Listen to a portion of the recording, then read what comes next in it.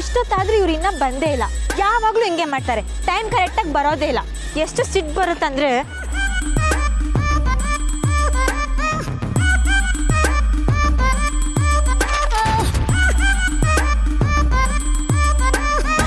Hi baby.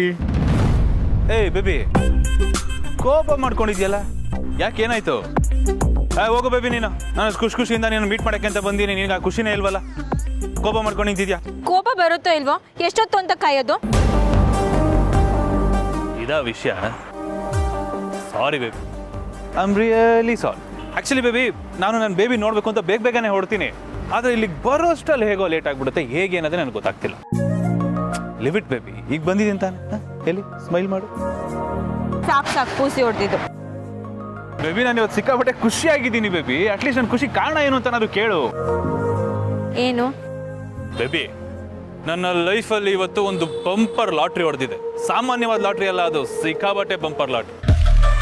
ಒಂದು ಡೀಲಿಗೆ ಕೈ ಹಾಕಿದ್ದೀನಿ ಬೇಬಿ. ಆ ಡೀಲ್ ಏನಾದರೂ ಆಯಿತು ಅಂತ ಇಟ್ಕೋ, ನನ್ನ ಇಮೇಜು, ನನ್ನ ಲೆವೆಲ್, ಇಡೀ ನನ್ನ ಲೈಫೇ ಚೇಂಜ್ ಆಗುತ್ತೆ ಬೇಬಿ. ನನ್ನನ್ನು ಹಿಡಿಯೋರೇ ಯಾರು ಇರಲ್ಲ. ಹೌದಾ? ಅಷ್ಟೊಳ್ಳೆ ಡೀಲಾ? ಬೇಬಿ, ಜೇಡಿ ಯಾವಾಗಲೂ ಓಡಿದ್ರೆ ಆನೆನೇ ಹೊಡಿಯೋದು. ಯಾಕೆಂದ್ರೆ ಜೀವನದಲ್ಲಿ ನನ್ನ ಗುರಿಗಳು ಯಾವಾಗಲೂ ದೊಡ್ಡದಾಗಿ ಇರ್ತವೆ ಬೇಬಿ. ಅದ್ಬಿಡು, ಇವತ್ತು ಆಕ್ಚುಲಿ ಇನ್ನೊಂದು ಖುಷಿ ವಿಷಯ ಇದೆ ಬೇಬಿ. ಇಷ್ಟು ದಿನ ಕದ್ದು ಮುಚ್ಚಿ ಮೀಟ್ ಮಾಡ್ತಿದ್ವಲ್ಲ, ಅದಕ್ಕೆಲ್ಲ ಬ್ರೇಕು. ಇವತ್ತಿಂದ ಫುಲ್ ಫ್ರೀಡಮ್ ಸಿಕ್ಕಿದೆ ನನಗೆ. ರಾಜ ರೋಷವಾಗಿ ದಿಲ್ದಾರಾಗಿ ಓಡಾಡ್ಬೋದು ನಾವು. ನೀವೇನು ಹೇಳ್ತಾ ಇದ್ದೀರಾ? ಸ್ವಲ್ಪ ಬಿಡ್ಸ್ ಹೇಳ್ತೀರಾ? ಹೇಳ್ತೀನಿ. ಸಿಂಪಲ್ ಬೇಬಿ, ಮಲ್ಲಿಗೆ ನಮ್ಮಿಬ್ಬರು ವಿಷಯ ಗೊತ್ತಾಯ್ತು.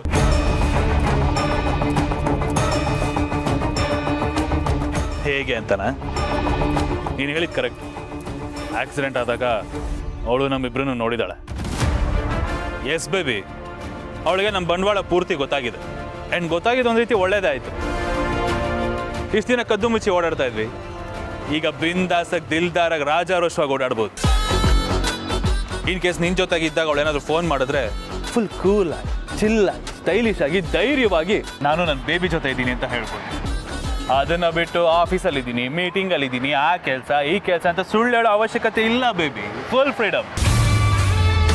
ನೋಡ್ತಾ ಇರೋ ಇನ್ಮೇಲೆ ಹೇಗೆ ಅಂತ. ಹೌದು, ನಾನು ದಿಯಾ ಜೊತೆಗಿದ್ದೀನಿ, ನನ್ನ ಲೈಫು ನನ್ನ ಇಷ್ಟ, ನಿನಗೇನು ಕಷ್ಟ ಅಂತ ರಾಯಲ್ ಆಟಿಟ್ಯೂಡ್ ಮೇಂಟೈನ್ ಮಾಡಿಕೊಂಡು ಚಿಲ್ ಆಗಿರ್ಬೋದು. ಅಲ್ಲ, ನೀವೀಗೆಲ್ಲ ಮಾಡಿದ್ರೆ ಪ್ರಾಬ್ಲಮ್ ಆಗಲ್ವಾ? ಅವಳೇನಾದರೂ ನಿಮ್ಮ ಅಣ್ಣನ ಹತ್ರ ಹೋಗಿ ಈಗೀಗೆ ಅಂತ ವಿಷಯನೆಲ್ಲ ಹೇಳಿದ್ರೆ ನನ್ಗೆ ಯಾಕೋ ನೀವೇನೋ ಮಾಡೋಕ್ಕೋಗಿ ಅದಿನ್ನೇನೋ ಆಗುತ್ತೆ ಅಂತ ಅನ್ನಿಸ್ತಾ ಇದೆ. ಡೋಂಟ್ ವರಿ ಬೇಬಿ, ನಾನೀಗ ಹೇಗಾಗಿದ್ದೀನಿ ಅಂತಂದರೆ ನಿನಗೋಸ್ಕರ ಏನೇ ರಿಕ್ಸ್ ಬಂದರೂ ಫೇಸ್ ಮಾಡೋಕ್ಕೆ ರೆಡಿ ಇದ್ದೀನಿ. ಓಕೆ, ಬಟ್ ಅವಳಾಗಿ ಫಿಟ್ಟಿಂಗ್ ಇಟ್ರೆ ಅವಾಗ ಏನು ಮಾಡ್ತೀರಾ? ಪ್ರಾಬ್ಲಮ್ ಆಗುತ್ತೆ ತಾನೇ? ನೋ ಬೇಬಿ, ಚಿಲ್ ಆಗಿರು. ಅವಳೋಗಿ ಅಣ್ಣನ ಹತ್ರ ಫಿಟ್ಟಿಂಗ್ ಇಡಬೇಕು ಅಂತಂದರೆ ಅವಳು ಬಾಯ್ ಬಿಡಬೇಕಲ್ವಾ? ಎಲ್ಲಿ ಟೈಟ್ ಮಾಡಬೇಕೋ ಅಲ್ಲಿ ಟೈಟ್ ಮಾಡಿ ಬಂದಿದ್ದೀನಿ. ಹಾಗಾದರೆ ಓಕೆ. ಮತ್ತೆ ನನಗೋಸ್ಕರ ಇಷ್ಟೊಂದು ರಿಸ್ಕ್ ತಗೊತಾ ಇದ್ದೀರಾ ಅಂದರೆ ನಾನಂದರೆ ಅಷ್ಟೊಂದು ಇಷ್ಟನಾ? ಏನು ಬೇಬಿ, ನೀನು ಫಿಲಮ್ ಮುಗಿದ ಮೇಲೆ ಸ್ಟೋರಿ ಏನು ಅಂತ ಕೇಳ್ದಂಗಾಯ್ತು. ನಿನಗೆ ಇಷ್ಟ ಅನ್ಸುತ್ತಲ್ಲ ನಾನು ಬಾಯಲ್ಲಿ ಅದನ್ನೆಲ್ಲ ಕೇಳೋದಕ್ಕೆ? ಬೇಬಿ, ನಾನು ನಿನ್ನ ಅಷ್ಟು ಪ್ರೀತಿಸ್ತೀನಿ, ಇಷ್ಟು ಪ್ರೀತಿಸ್ತೀನಿ ಅಂತ ಹೇಳೋದನ್ನ ನೀನು ತುಂಬ ಎಂಜಾಯ್ ಮಾಡ್ತೀಯ ಅನ್ಸುತ್ತೆ. ಹ್ಞೂ, ಮತ್ತೆ ಯಾರಿಗೆ ಆದರೂ ಅದನ್ನೆಲ್ಲ ಕೇಳಿದ್ರೆ ಖುಷಿ ಆಗತ್ತಲ್ವಾ?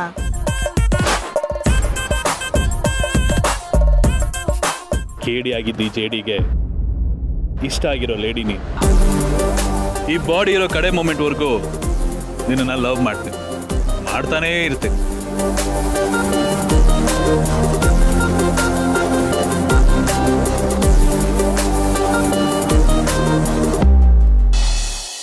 ನೋಡ್ದೆ ಗೆಳೆಯ, ಇಷ್ಟು ದಿವಸ ನಾನು ಒಳ್ಳೆಯವನಾಗ್ತೀನಣ್ಣ, ಒಳ್ಳೆಯವನಾಗಿದ್ದೀನಿ ಅಂತ ಯಾವ್ಯಾವ ಥರ ಡ್ರಾಮಾ ಮಾಡಿದಾನೆ ನೋಡು. ನಿನ್ನ ನಂಬಿಕೆನ, ನಿನ್ನ ಒಳ್ಳೆತನ ಅವನು ಮಿಸ್ಯೂಸ್ ಮಾಡ್ಕೊಂಡಿದ್ದಾನೆ ಕಣ.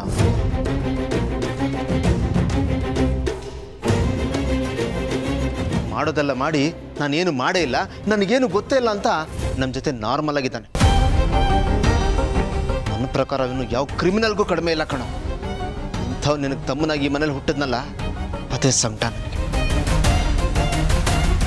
ಅವ್ನು ನಾವು ಯಾರು ಅಂದ್ಕೊಂಡಂಗಲ್ಲ ಗೌತಮ್, ತುಂಬಾನೇ ಡೇಂಜರ್ ಅವನು. ಹೌದು ಗೆಳೆಯ, ಅವನ್ನ ಹೀಗೆ ಬಿಟ್ಟರೆ ಏನು ಮಾಡ್ತಾನೋ ಗೊತ್ತಾಗಲ್ಲ. ಅಂಥ ದೊಡ್ಡ ಸೈಕೋ ಅವನು. ಅಂದಮೇಲೆ ನಾವು ಆ್ಯಕ್ಷನ್ ತಗೊಳ್ಳೇಬೇಕು. ಅವಳ ಅಪ್ಪನ ಜೊತೆ ಅವಳಿಗೂ ಡೆಲ್ಲಿಗೆ ಹೋಗೋ ವ್ಯವಸ್ಥೆ ಮಾಡಿದ್ವಲ್ಲ, ಹೋಗಿಲ್ವಾ ಅವಳು? ಅವಳೆಲ್ಲ ಹೋಗ್ತಾಳೆ, ಅವಳು ಹೋಗಕ್ಕೆ ಇವನು ಬಿಡಬೇಕಲ್ಲ. ನನ್ನ ಪ್ರಕಾರ ಅವಳೆಲ್ಲೂ ಹೋಗಿಲ್ಲ, ಇಲ್ಲೇ ಇದ್ದಾಳೆ. ತೊಂದೆಗೊಂದು ಫೋನ್ ಮಾಡ.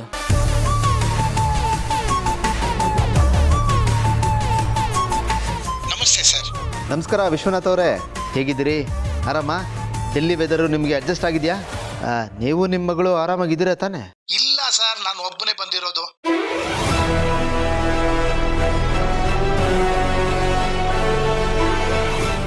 ನಾನು ತುಂಬಾನೇ ಹೇಳಿ ನೋಡಿದೆ ಬಂದ್ಬಿಡು ಅಂತ, ಬಟ್ ಅವಳು ಕೇಳಲೇ ಇಲ್ಲ.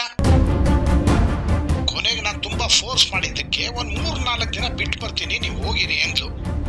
ಈಗ ನೋಡಿದ್ರೆ ಫೋನ್ ಸ್ವಿಚ್ ಆಫ್ ಮಾಡ್ಕೊಂಡು ಕೂತಿದ್ದಾಳೆ. ಈಗಿನ ಕಾಲದ ಮಕ್ಕಳೇ ಹೀಗೆ, ಹಠ ಅಂದ್ರೆ ಹಠ. ಕರೆಕ್ಟ್. ಅದು ಇನ್ನೂ ಆಟ ಆಡೋ ವಯಸ್ಸಲ್ವ ಮಕ್ಕಳಿಗೆ. ನಮಗೆ ಕಷ್ಟ ಆದರೂ ಪರವಾಗಿಲ್ಲ, ಒಟ್ಟು ಅವ್ರು ಚೆನ್ನಾಗಿರ್ಬೇಕಷ್ಟೆ. ಇರಲಿ. ಅಂದ್ಹಾಗೆ ಏನು ಸರ್ ಕಾಲ್ ಮಾಡಿದ್ದು? ಸುಮ್ಮನೆ ಹಾಗೆ ವಿಚಾರಿಸ್ಕೊಳ್ಳೋಣ ಅಂತ ಮಾಡಿದೆ. ನೀವು ನಮಗೋಸ್ಕರ ಅಲ್ಲಿಗೆ ಹೋಗಿದ್ದೀರಾ, ನಮಗೋಸ್ಕರ ಅಲ್ಲಿ ಇದ್ದು ಕೆಲಸ ಮಾಡ್ತಾ ಇದ್ದೀರಲ್ಲ, ಹೇಗಿದ್ದೀರಾ ಏನು ಅಂತ ವಿಚಾರಿಸ್ಕೊಳ್ಳೋದು ನಮ್ಮ ಧರ್ಮ ಅಲ್ವಾ, ಅದಕ್ಕೆ ಮಾಡಿದೆ. ಸರಿ, ನಾನು ನಿಮಗೆ ಮತ್ತೆ ಫೋನ್ ಮಾಡ್ತೀನಿ. ನಮಸ್ಕಾರ. ನೋಡಿದೆನೋ, ಭಿನ್ನಾಣಗೀತೆ ಅಲ್ಲಿಗೆ ಹೋಗಿಲ್ಲ, ಇಲ್ಲೇ ಇದ್ದಾಳೆ. ಇಳೆಯ ನನಗೇನು ಅನಿಸುತ್ತೆ ಅಂದರೆ, ಈಗ ಹೋಗಿದ್ದಾನಲ್ಲ ಜಯದೇವು, ಅವನೊಬ್ಬನೇ ಹೋಗಿರಲ್ಲ, ಜೊತೆಗೆ ಇವಳನ್ನ ಕರ್ಕೊಂಡು ಹೋಗಿರ್ತಾನೆ. ಸ್ವಾಮಿ ಕಾರ್ಯ ಸ್ವಕಾರ್ಯ ಎರಡೂ ಆಗಲಿ ಅನ್ನೋ ಉದ್ದೇಶ. ಸಖತ್ತಾಗಿ ಪ್ಲ್ಯಾನ್ ಮಾಡ್ತಾನೆ ಕಣೋ. ಯಾರಿಗೆ ಯಾವ ಥರ ಏಮಾರಿಸ್ಬೇಕು ಅಂತ ಅವ್ನಿಗೆ ತುಂಬ ಚೆನ್ನಾಗಿ ಗೊತ್ತು. ಆ ವಿಷಯದಲ್ಲಿ ಅವನು PhD ಮಾಡಿದ್ದಾನೆ. ಅವನನ್ನ ನಂಬಿ ತಪ್ಪು ಮಾಡಿಬಿಟ್ಟೆ ಕಣ. ಇನ್ನೋರ್ ಬಗ್ಗೆ ಸತ್ಯನ ಮುಚ್ಚಿಟ್ಟು ಯಾವ ಪ್ರಯೋಜನನೂ ಇಲ್ಲ, ಹೇಳ್ಬಿಡೋಣ. ಅದಕ್ಕೆ ಹೀಗಾಗಿದ್ದು. ಮೊದಲೇ ಉಗ್ದು ಉಪ್ಪಿನಕಾಯಿ ಹಾಕಿದ್ದಿದ್ರೆ ರಿಪೇರಿ ಆಗ್ತಿದ್ದ. ಲೂಸ್ ಬಿಟ್ಟಿಯಲ್ಲ, ಅದಕ್ಕೆ ಅವ್ನ ಕಂಟ್ರೋಲ್ಗೆ ಸಿಗ್ತಿಲ್ಲ. ಭಾವರೇ,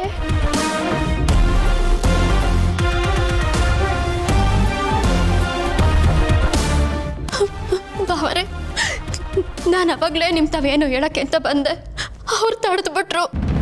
ಏನೇನು ಮಾಡಿದಾನ ಅವನು ಕೇಳೋ. ಅಣ್ಣಮ್ಮ ಅಳಬೇಡ, ಏನಾಯ್ತು ಅಂತ ಹೇಳು. ಭಾವರೇ, ತಾತ ಅಪ್ಪ ಇದ್ದಾಗ ಅವ್ರೆ, ಅವ್ರನ್ನ ನೀವೇ ಕಾಪಾಡಬೇಕು.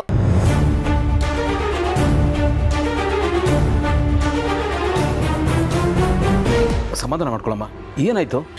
ಅವತ್ತು ಶ್ರೀಮಂತ ಶಾಸ್ತ್ರ ಮುಗಿಸ್ಕೊಂಡು ನಾನು ಇಲ್ಲಿಂದ ಹೋದ್ನಲ್ಲ, ಅವಾಗ ನನ್ಗೆ ಆಕ್ಸಿಡೆಂಟ್ ಆಯ್ತಲ್ಲ. ಅವತ್ತು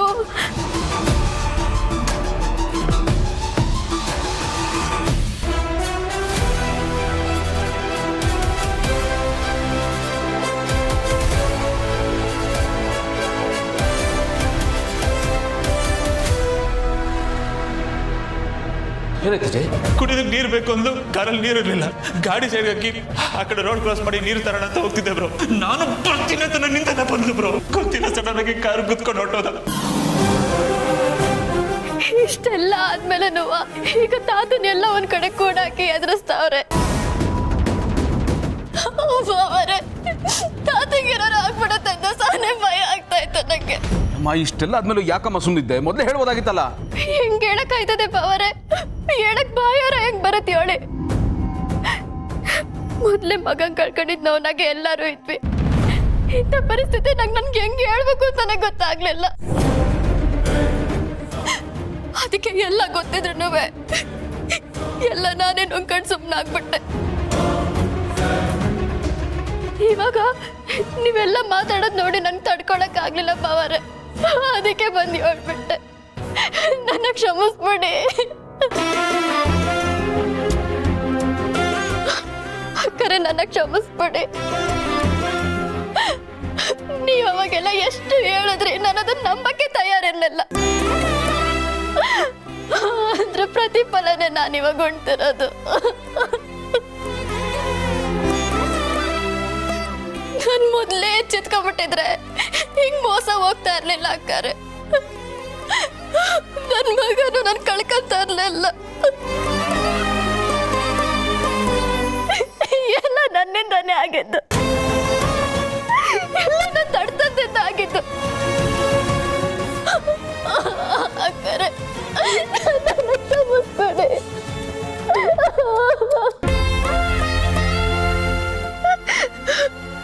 ನೋಡ್ಮೇಲೆ ಅಳಬೇಡ ಸುಮ್ಮನೆ ಇದರಲ್ಲಿ ನಿಂದೇನು ತಪ್ಪಿಲ್ಲ, ಎಲ್ಲ ತಪ್ಪು ಒಂದೇ, ಅಳಬೇಡ ಸುಮ್ಮನೆ.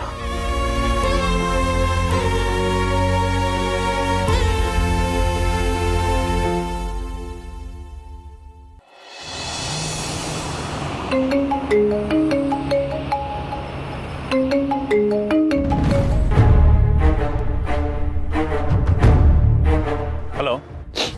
ಹಾಂ ಜೈ, ಎಲ್ಲಿದೆಯಾ? ಬ್ರೋ ಆನ್ ದ ವೇ ಇನ್ನೂ ಹೋಗ್ತಾ ಇದ್ದೀನಿ, ಲೊಕೇಶನ್ ತಲುಪಿಲ್ಲ. ಪ್ರೋಗ್ರಾಮ್ನ ಕ್ಯಾನ್ಸಲ್ ಮಾಡಿ ಇಮಿಡಿಯೇಟಾಗಿ ಮನೆಗೆ ಬಾ. ವಾಪಸ್ ಬರಬೇಕಾ? ಯಾಕೆ ಬ್ರೋ, ಏನಾಯಿತು? ಅದು ಟೆಂಡರ್ ವಿಷಯವಾಗಿ ಮಾತಾಡಬೇಕಾಗಿತ್ತು. ನಾವು ಕೋಟ್ ಮಾಡೋದು ಸ್ವಲ್ಪ ಓವರ್ ವ್ಯಾಲ್ಯೂಡ್ ಅಂತ ಅನ್ನಿಸ್ತಾ ಇದೆ. ಸೊ ಒಂದು ಡಿಸ್ಕಷನ್ ಮಾಡಿ ಆಮೇಲೆ ಡಿಸೈಡ್ ಮಾಡೋಣ. ಇದ್ಯಾಕೆ ಬ್ರೋ ಲಾಸ್ಟ್ ಮೂಮೆಂಟಲ್ಲಿ ಚೇಂಜಸ್ಸು? ಅದು ಟೆಂಡರ್ ಓಕೆ ಆಗಿತ್ತಲ್ಲ, ಎಲ್ಲ ಕರೆಕ್ಟ್ ಆಗಿತ್ತು. ಆಗ ಗೊತ್ತಾಗಲಿಲ್ಲ. ಈಗ ಮಾರ್ಕೆಟ್ ಸಿಚುಯೇಷನ್ನು ಟ್ರೆಂಡಿಂಗ್ ಎಲ್ಲ ನೋಡಿದಾಗ ಸ್ವಲ್ಪ ಓವರ್ ವ್ಯಾಲ್ಯೂಡ್ ಅಂತ ಅನ್ನಿಸ್ತಾ ಇದೆ. ನೀನು ಮನೆಗೆ ಬಾ, ಮಾತಾಡೋಣ. ಸರಿ ಬ್ರೋ. ಇದೇನು ಈಗಾಗೋಯ್ತು? ಲಾಸ್ಟ್ ಮೂಮೆಂಟಲ್ಲಿ ಚೇಂಜಸ್ ಹೇಳ್ತಾ ಇದ್ದಾನೆ, ಏನು ಮಾಡೋದು ಈಗ? ಅವ್ರಿಗೆ ಬೇರೆ ಹೇಳ್ಬಿಟ್ಟಿದ್ದೀನಿ. ಜೇ, ಏನಕ್ಕೆ ಇಷ್ಟೊಂದು ಟೆನ್ಷನ್ ಆಗಿದ್ದೀರಾ? ಏನಂತೆ? ಏನಿಲ್ಲ ಬೇಬಿ, ಅದು ಅರ್ಜೆಂಟ್ ಒಂದು ಮೀಟಿಂಗ್ ಇದೆ, ಬಿಸ್ನೆಸ್ ರಿಲೇಟೆಡ್ ಡಿಸ್ಕಷನು. ಅಣ್ಣ ವಾಪಸ್ ಬಾ ಅಂತ ಕರಿತಾ ಇದ್ದಾನೆ. ಅಲ್ಲ, ನೀವೀಗ ಹೋದರೆ ವಾಪಸ್ ಬರೋಕ್ಕಾಗುತ್ತಾ? ಆಗಲ್ಲ ತಾನೇ? ಯಾಕಾಗಲ್ಲ ಬೇಬಿ, ಆರಾಮಾಗಿ ಬರ್ಬೋದು. ಡಿಸ್ಕಷನ್ ಮುಗಿಸ್ಕೊತೀನಿ. ಇವಾಗ ಹೋಗ್ತಾ ಇರೋದು ಕೆಲಸದ ಮೇಲೆನಲ್ವಾ, ಸೊ ಆರಾಮಾಗಿ ಅಣ್ಣ ಕಳಿಸ್ಕೊಡ್ತಾರೆ, ಏನು ತೊಂದರೆ ಇಲ್ಲ. ಆಮೇಲೆ ಬಂದು ನಿನ್ನ ಜಾಯಿನ್ ಆಗ್ತೀನಿ. ಜಾಯಿನ್ ಆದಮೇಲೆ ಇಬ್ಬರು ಎಲ್ಲಾದರೂ ದೂರ ಹೋಗೋಣ, ಒಂದು ಲಾಂಗ್ ಡ್ರೈವ್ ಹೋಗಿ ಸುತ್ತಾಡ್ಕೊಂಬರೋಣ. ಅಣ್ಣ ಯಾಕೆ ಬರೋದಕ್ಕೆ ಹೇಳ್ದ?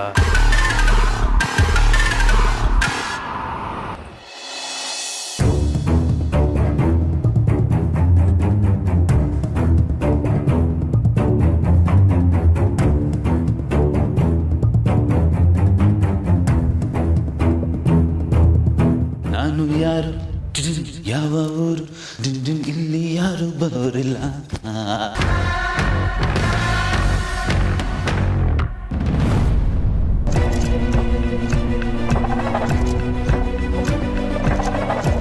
ವಾ, ಏನು ಫ್ಯಾಮಿಲಿ ಗೆಟ್ ಟುಗೆದರ್ ಥರ ಎಲ್ಲ ಸೇರಿಬಿಡ್ತಾರೆ. ಏನಿರ್ಬೋದು?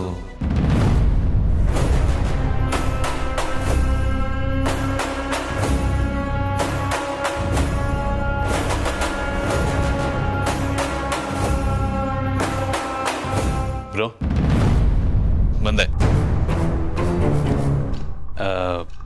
ಏನಿಲ್ಲ, ಫ್ಯಾಮಿಲಿ ಅವರೆಲ್ಲ ಒಟ್ಟಿಗೆ ಸೇರಿಬಿಟ್ಟಿದ್ದೀರಾ ಗೆಟ್ ಟುಗೆದರ್ ಥರ. ಆನಂದ್ ಬ್ರೋ, ನೀವೇ ಬಂದ್ಬಿಟ್ಟಿದ್ದೀರಾ. ನಿಮಗೆ ಕಾಲ್ ಮಾಡೋಣ ಅಂತಿದ್ದೆ. ಆ ಟೆಂಡರ್ ರಿಲೇಟೆಡ್ ಸ್ವಲ್ಪ ಏನೋ ಚೇಂಜಸ್ ಮಾಡಬೇಕಿತ್ತಲ್ಲ, ಅದೀಗಲೇ ಇಲ್ಲೇ ಮಾಡಿ ಮುಗಿಸ್ಬಿಡೋಣ.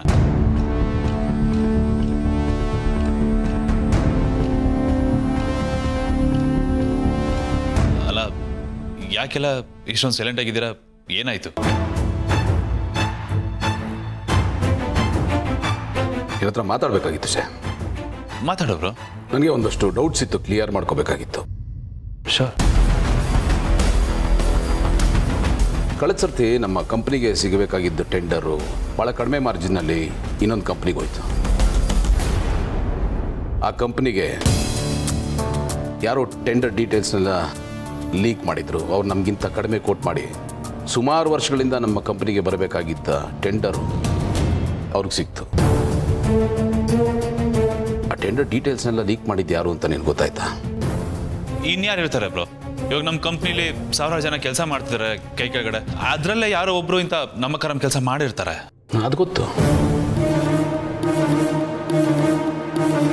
ಹೊರೆ ಯಾರೋ ಮಾಡಿದ್ದಾರೆ. ಬಟ್ ಯಾರದು?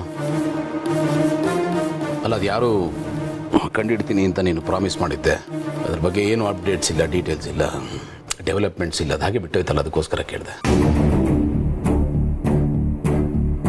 ಅದು ಅಲ್ಲದೆ ಹೊಸ ಒಂದು ಟೆಂಡರ್ನ ಈಗ ಬಿಡ್ ಮಾಡ್ತಾ ಇದೀವಲ್ಲ, ನನಗೂ ಅದೇ ಥರ ಆಗ್ಬಿಟ್ರೆ ಅಂತ ಚಿಂತೆ ಆಗ್ಬಿಟ್ಟಿದೆ. ಯಾಕೆ ಮಾಡಿದ ಪ್ರಾಮಿಸ್ ಎಲ್ಲ ಮರ್ತ್ಬಿಟ್ಯಾ? No bro, never. ನಿನಗೆ ಗೊತ್ತಲ್ಲ ನಾನು ಮಾಡೋ ಪ್ರಾಮಿಸ್ನ ಎಷ್ಟು ಚೆನ್ನಾಗಿ ಉಳಿಸ್ಕೊತೀನಿ ಅಂತ. ಸಾರಿ ಬ್ರೋ, ಅದು ಮನೇಲಿ ಸ್ವಲ್ಪ ಒಂದಷ್ಟು ಇನ್ಸಿಡೆಂಟ್ಸ್ಗಳೆಲ್ಲ ಆಯ್ತಲ್ಲ, ಆ ಬ್ಯುಸಿಲಿ ನಾನು ಮರ್ತುಬಿಟ್ಟಿದ್ದೆ ಅಷ್ಟೇ. Definitely bro, within short span of time ನಾನು ಅವ್ನು ಯಾರು ಅಂತ ನಾನು ತಂದು ನಿನ್ನ ಮುಂದೆ ನಿಲ್ಲಿಸ್ತೀನಿ. ಪಕ್ಕ ಡನ್. It's okay. ಯಾರೋ ನನಗೆ ಪರಿಚಯ ಇರೋರು ಕಂಡುಹಿಡಿದು ಒಂದು ಫೋಟೋ ನನಗೆ ಕಳಿಸ್ಕೊಟ್ಟಿದ್ದಾರೆ. ಅವರು ನಿಮಗೆ ಪರಿಚಯ ಇದ್ದಾರೆ ಅಂತ ನೋಡಿ ಹೇಳು ಸಾಕು. ಕಂತ್ರಿ ಕೆಲಸ ಮಾಡ್ದವನು ಎದುರುಗಡೆನೆ ನಿಂತಿದ್ದೀನಿ. ಪಾಪ ಇವನ್ ಕೈಗೆ ಅದು ಯಾವ ಬಡ ಪ್ರಾಣಿ ಸಿಗಾಕೊಂಡು ಯಾರಿರ್ಬೋದು?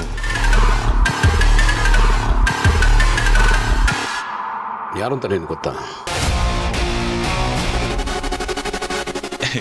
ಬ್ರೋ, ಕ್ಯಾಮ್ರಾ ಆನ್ ಮಾಡಿದ್ಯಾ ನೀನು? ಅದ್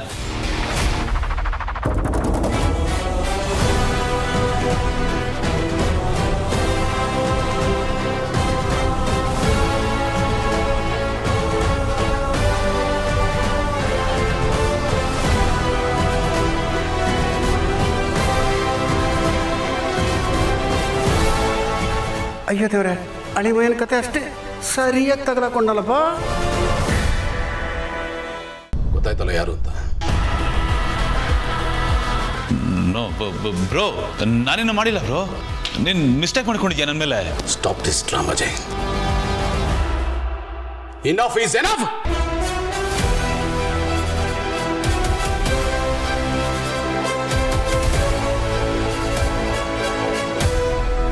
ಎಲ್ಲ ಗೊತ್ತು ಮಾಡ್ಕೊಂಡೆ ಕ್ಯಾಮ್ರಾ ನಿನ್ನ ಮುಖಕ್ಕೆ ಇಡ್ತಿದ್ದು.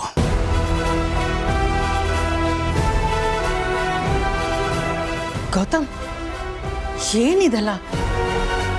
ಈ ಮನೆ ಮಗನಾಗಿ ಅವನಿಗೇನು ಕೊರತೆ ಇದೆ? ಕೂತು ತಿಂದ್ರು ಕರಗದೇ ಇರೋಷ್ಟು ಆಸ್ತಿ ನಮ್ಮ ಹತ್ರನೇ ಇರಬೇಕಾದ್ರೆ ಇವನು ಯಾಕಿಂತ ಕೆಲಸ ಎಲ್ಲ ಮಾಡ್ತಾನೆ? ಅದನ್ನ ಅವನೇ ಕೇಳ್ಬೇಕಮ್ಮ. ಎಲ್ಲ ಇದ್ದು ಹೇಸಿಗೆ ತಿನ್ನೋ ಮಟ್ಟಕ್ಕೆ ಯಾಕೆ ಹೋದೆ ಅಂತ.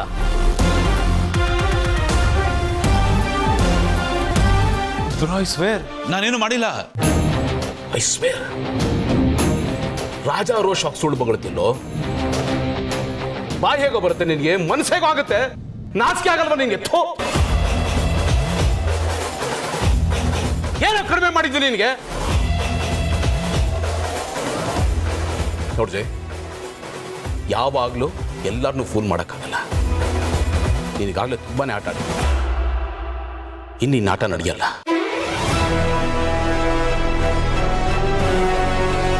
ನನ್ನ ಹತ್ರ ನೀನು ಮಾಡಿರೋ ಎಲ್ಲ ಘನ ಕಾರ್ಯಗಳ ಲಿಸ್ಟ್ ಇದೆ, ಸಾಕ್ಷಿ ಸಮೇತ. ಅದಿಲ್ಲ ಅಂದರೆ ನೀನು ಅದನ್ನು ಸಮರ್ಥಿಸ್ಕೊಳ್ಳೋದಕ್ಕೆ ಎಷ್ಟು ದಾರಿ ಹುಡುಕ್ತೆ ಅಂತ ನನಗೆ ಗೊತ್ತು. ಈಗೆಲ್ಲ ದಾರಿನೂ ಬಂದಾಗಿದೆ. ನೀನು ಮಾಡಿರೋ ತಪ್ಪನ್ನು ಒಪ್ಕೊಳ್ಳೋದೇ ನಿನಗೆ ಬೇರೆ ದಾರಿ ಇಲ್ಲ. No choice. ಸಾಕ್ಷಿನಾ? ಏನು ಸಾಕ್ಷಿ bro? I was waiting for this. Umashankar,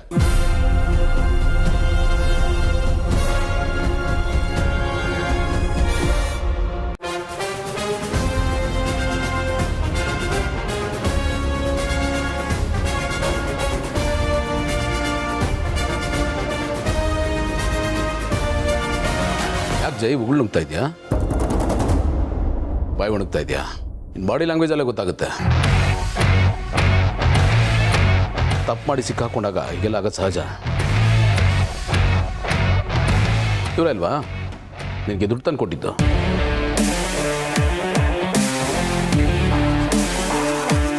ಹೇಳಿ ಉಮಾಶಂಕರ್, ಟೆಂಡರ್ ಡೀಟೇಲ್ಸ್ ಎಲ್ಲ ನಿಮಗೆ ಲೀಕ್ ಮಾಡಿ ಉಪಕಾರ ಮಾಡ್ದಲ್ಲ, ಎಷ್ಟು ದುಡ್ಡು ಕೊಟ್ರಿ ಅಂತ ಲೆಕ್ಕ ಹೇಳಿ. ಸರ್, ಅದು 2 ಕೋಟಿ ಕೊಟ್ಟಿದ್ದೆ ಸರ್.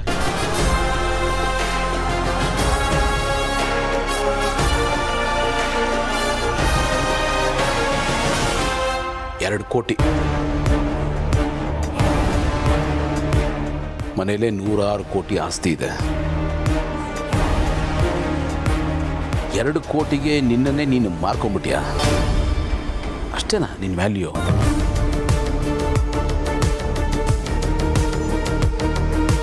ಇದರಿಂದಲೇ ನಿನ್ನ ಮೆಂಟಾಲಿಟಿ, ನಿನ್ನ ಕ್ಯಾರೆಕ್ಟರ್ ಎಲ್ಲ ಗೊತ್ತಾಗುತ್ತಲ್ಲೋ. ಸೆಲ್ಫ್ ರೆಸ್ಪೆಕ್ಟ್ ಅನ್ನೋದೇ ಇಲ್ವಲ್ಲ ನಿನಗೆ? ಗೌತಮ್, ಅಮ್ಮ ಪ್ಲೀಸ್, ಇವತ್ತು ಯಾರು ಇವನ್ ಪರ ವಹಿಸ್ಕೊಂಡು ಮಾತಾಡಕ್ಕೆ ಬರಬೇಡಿ. ಅಂಥ ಕೆಲಸ ಮಾಡಿದೆ ನೀನು. ನೀನು ಮಾಡಿರೋದು ಒಂದಲ್ಲ ಎರಡಲ್ಲ, ನಿಮಗೆ ಗೊತ್ತಿಲ್ಲದಿರೋ ತುಂಬ ವಿಷಯ ಇದೆ.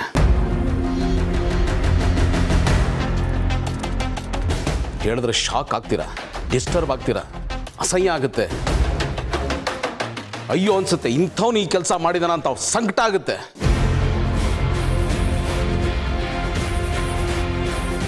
ಮನೇಲಿ ಬಂಗಾರದಂತ ಹೆಂಡತಿ ಇಟ್ಕೊಂಡು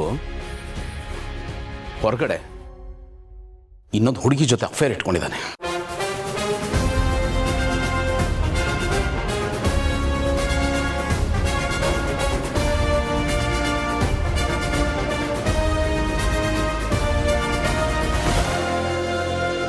ಏನು ಹೇಳ್ತಾ ಇದೆಯಾ ಗೌತಮ್? ಹೌದಮ್ಮ, ತುಂಬಾ ದಿನದಿಂದ ಇವನಿಗೆ ಒಂದು ಹುಡುಗಿ ಜೊತೆ ಅಫೇರ್ ಇದೆ.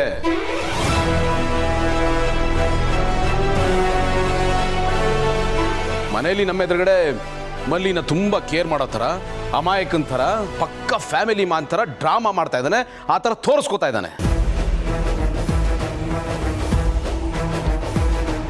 ಆದ್ರೆ ಅಲ್ಲಿ ಹೋಗಿ ಅವಳ ಜೊತೆ ಲಲ್ಲೆ ಹೊಡಿತಾನೆ. ಇವನಿಗೆ 2 ಮುಖ ಇದೆ. ಹೀಗೆ ಎಲ್ರಿಗೂ ಮೋಸ ಮಾಡ್ಕೊಂಡು ಬರ್ತಾ ಇದ್ದಾನೆ. ಇವನ್ ಡಿಕ್ಷನರಿನಲ್ಲಿ ಸಂಬಂಧ ಅನ್ನೋ ಪದಕ್ಕೆ ಟಿಶ್ಯೂ ಪೇಪರ್ ಅನ್ನೋ ಅರ್ಥ ಇದೆ.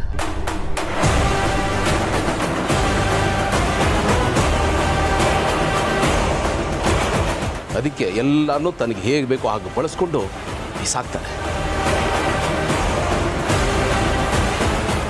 ಸೆಂಟಿಮೆಂಟ್ ಆಗಲಿ ಎಮೋಷನ್ಸ್ ಆಗಲಿ ಯಾವುದೂ ಇಲ್ಲ. ಸೆಲ್ಫಿಶ್ ಅಮ್ಮ ಏನು, ಸೆಲ್ಫಿಶ್.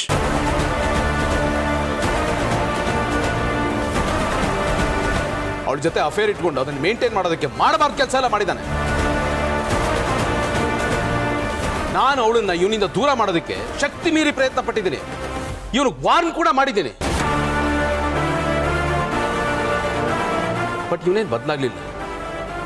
ನನ್ನ ಮಾತು ಕ್ಯಾರೆ ಏನಿಲ್ಲ. ಅಷ್ಟು ಸೆಳೆತ ಇವನಿಗೆ ಅವಳನ್ನು ಕಂಡ್ರೆ, ನಮ್ಮನ್ನೇ ಧಿಕ್ಕರಿಸೋ ಅಷ್ಟು.